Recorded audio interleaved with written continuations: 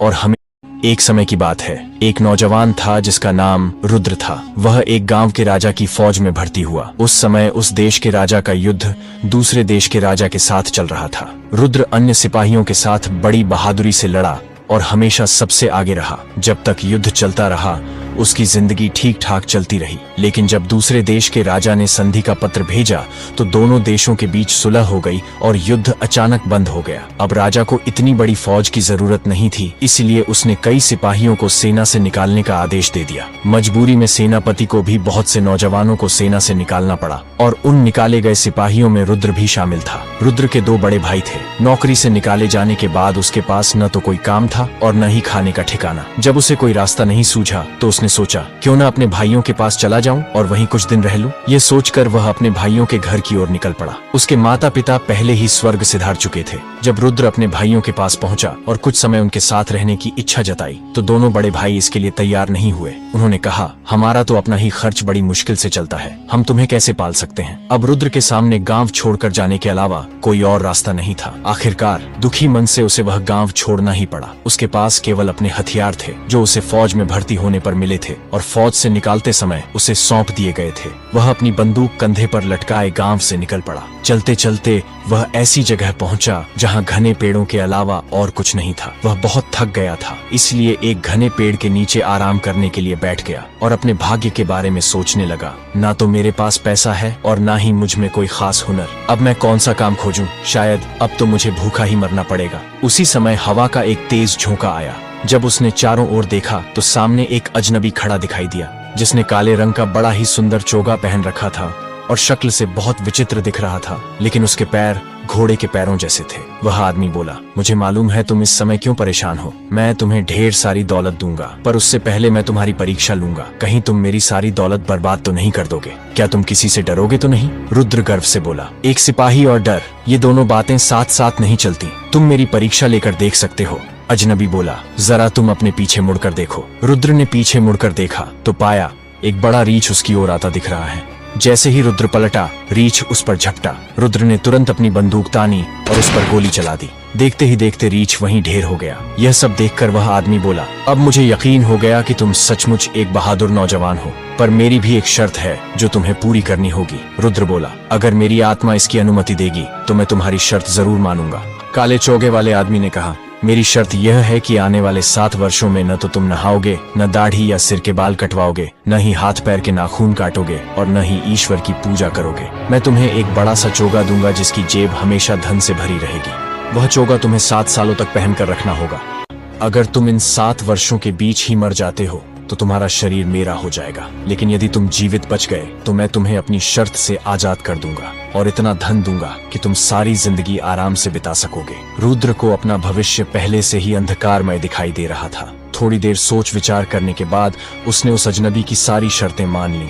तभी उस अजनबी ने उस मरे हुए रीछ की खाल उतारी और रुद्र के हाथ में देते हुए बोला, आज से यही खाल तुम्हारा चोगा है और यही तुम्हारा बिस्तर। अब तुम किसी और बिस्तर पर नहीं सो सकते। उस अजनबी ने रुद्र को एक नया नाम भी दे दिया, रीछ की खाल वाला। इतना कहने के बाद वह अजनबी अचानक कहीं गायब हो गया। रुद्र ने जब रीछ की खाल अपने कंधे पर डाली तो वह एक चोगे के रूप में बदल गया और जब उसने चोगे की जेब में हाथ डाला तो देखा कि जेब में ढेर सारा पैसा भरा था। अजनबी की बात सच निकली थी। अब वह नौजवान सिपाही उस घने जंगल से बाहर निकला। मन ही मन उसने सोचा, अपनी मजबूरी के कारण मुझे उस शैतान की सारी शर्तें माननी पड़ी हैं। मैं ईश्वर की प्रार्थना भी नहीं कर सकता, पर इस धन से मैं गरीबों का भला तो कर सकता हूँ। भला इतने सारे धन का मुझे क्या काम। 1 साल किसी तरह बीत गया, लेकिन दूसरे साल की शुरुआत में ही उसके चेहरे पर दाढ़ी और सिर के बाल इतने बढ़ गए कि चेहरा ढक गया। हाथ पैरों के नाखून भी लंबे हो गए थे। महीनों न नहाने के कारण उसका शरीर मिट्टी और धूल से भर गया था। जो कोई उसे देखता डर के मारे भाग खड़ा होता, लेकिन जब वह अपनी जेब से पैसे निकालकर लोगों को बांटता तो कुछ लोग पैसे लेने उसके पास आ जाते। वह उन सब से विनती करता, मेरे लिए भगवान से प्रार्थना करो कि मैं इन 7 सालों में जीवित रहूं। पैसे लेने वाले लोग उसके लिए प्रार्थना करते। जहाँ कहीं वह ठहरने की जगह ढूंढता वहाँ के मालिक डर के कारण उसे जगह देने से कतराते। किसी सराय में जाता तो मालिक दूर से ही भगा देते, लेकिन जब वह उन्हें ढेर सारा पैसा दिखाता तब कहीं जाकर उसे ठहरने के लिए कोई अलग थलग कमरा मिल जाता। इसी तरह धीरे धीरे 3 साल बीत गए और चौथा साल शुरू हुआ। अब उसकी शक्ल इतनी भयानक हो गई थी कि पहचानना मुश्किल हो गया कि वह कोई इंसान है या दो पैरों पर चलने वाला कोई जंगली प्राणी। उसके पूरे शरीर पर रीछ की खाल जैसी बालों की परत जम गई थी। चौथे साल एक दिन वह एक सराय में कुछ दिन ठहरने पहुंचा, लेकिन सराय के मालिक को केवल उसकी आवाज सुनाई दी, चेहरा नहीं। उसके शरीर से ऐसी दुर्गंध आ रही थी कि सराय का मालिक उसके पास खड़ा भी नहीं रह पाया। उसने रुद्र को अपने सराय में तो क्या, अस्तबल में भी ठहरने की अनुमति नहीं दी, यह कहते हुए कि अगर मैंने तुम्हें अस्तबल में भी रहने की अनुमति दे दी तो कहीं मेरे घोड़े डर कर भाग न जाए। जब रुद्र ने उसके सामने ढेर सारा पैसा रखा तो सराय के मालिक ने उसे सराय से दूर नौकरों के लिए बने एक कमरे में ठहरने की अनुमति दे दी, लेकिन एक शर्त रखी, जब तक तुम वहां रहोगे तब तक तुम अपने कमरे से बाहर नहीं निकलोगे, नहीं तो तुम्हारे डर से कोई भी यहाँ ठहरने नहीं आएगा। रुद्र ने यह शर्त मान ली। शाम को जब वह अपने कमरे में अकेला बैठा था तो सोच रहा था, क्यों ये 7 साल कभी खत्म ही नहीं होते, मैं इतनी भयंकर जिंदगी और कैसे जी सकता हूँ। तभी उसे अपने बराबर वाले कमरे में से किसी आदमी के जोर जोर से रोने की आवाज आई। रुद्र, जो स्वभाव से बेहद दयालु था, अपने कमरे का दरवाजा खोलकर बाहर निकला। उसने देखा कि बगल वाले कमरे में एक बूढ़ा आदमी फूट फूट कर रो रहा है। रुद्र जब उसके पास पहुंचा तो बूढ़ा उसे देखकर डर गया। वह उस समय पूरी तरह रीछ की तरह दिख रहा था और उसकी शक्ल सूरत डरावनी लग रही थी। लेकिन जब उसने नरम और मधुर आवाज में पूछा, बाबा आप क्यों रो रहे हैं, तो बूढ़े का डर थोड़ा कम हुआ।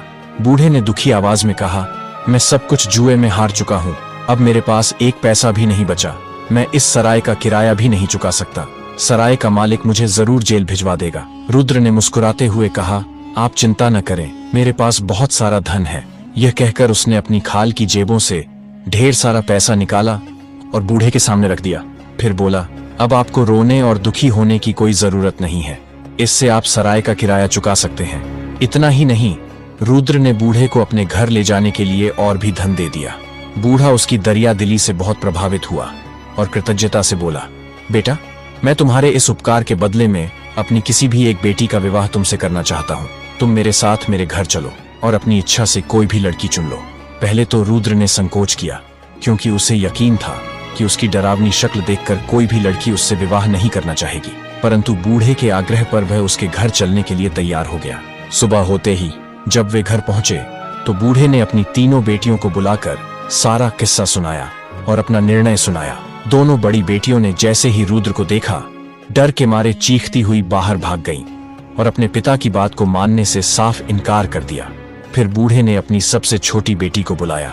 वह रुद्र से विवाह करने को तैयार हो गई। उसने सोचा, जिसने मेरे पिता को जेल जाने से बचाया और इतना धन दिया, वह जरूर कोई नेक इंसान होगा। ऐसा काम कोई बुरा व्यक्ति नहीं कर सकता। रुद्र ने अपनी अंगूठी उतारकर उस लड़की को दे दी और उसकी अंगूठी खुद पहन ली। फिर बोला, मैं अभी तुमसे विवाह नहीं कर सकता, क्योंकि मुझे इस हालत में अभी 3 साल और बिताने हैं। अगर मैं इन 3 सालों में मर गया तो तुम आजाद हो, पर अगर मैं जीवित रहा तो मैं जरूर लौट कर आऊंगा और तुमसे विवाह करूंगा। बस तुम मेरे लिए भगवान से प्रार्थना करती रहना। यह कहकर रुद्र वहां से चला गया।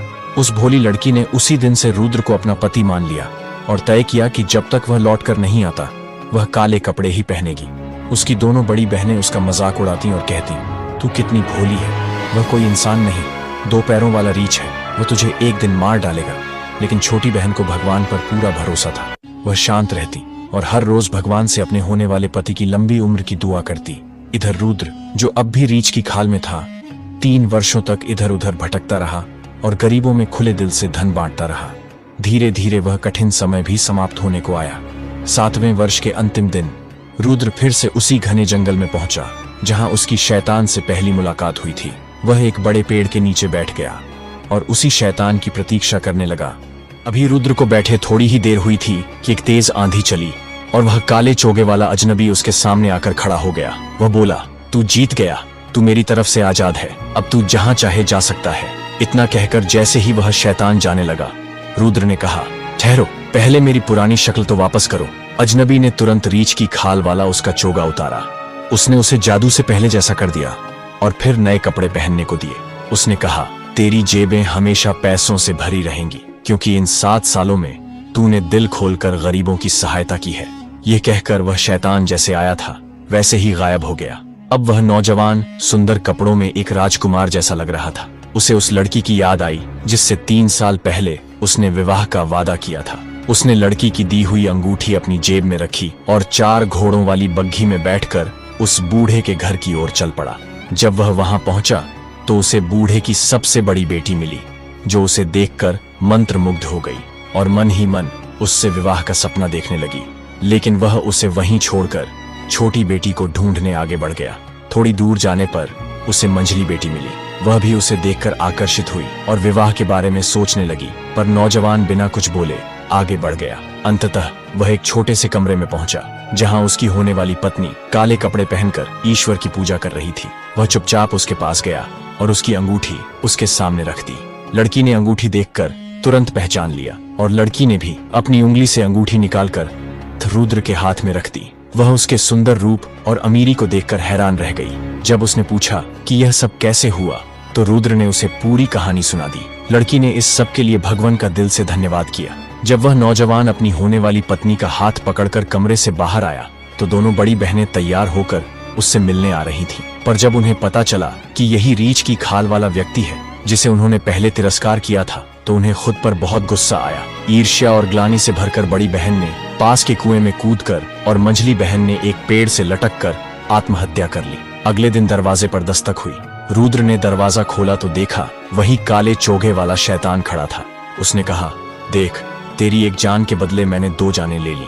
ये दोनों लड़कियां ईर्ष्या और नफरत की आग में खुद ही जल गई, लेकिन तू अपने साहस, दया और धैर्य के कारण इस आग से बच गया। इतना कहकर वह शैतान फिर से गायब हो गया। तो दोस्तों, इस कहानी का निष्कर्ष आप कमेंट सेक्शन में लिखकर बताएं।